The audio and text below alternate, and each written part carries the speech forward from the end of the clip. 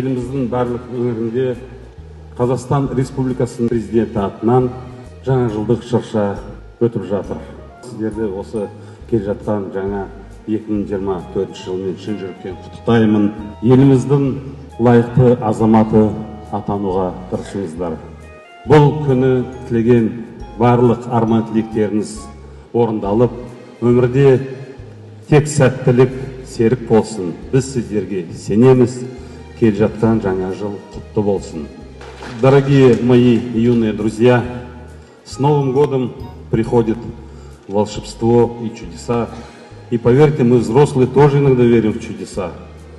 Чтобы в жизни чего-то добиться, нужно обязательно все доказывать упорным трудом, хорошо учиться и быть настоящим патриотом своей Родины. Мы верим, что будущее Казахстана, нашей страны в ваших руках. Я поздравляю вас с наступающим новым 2024 годом.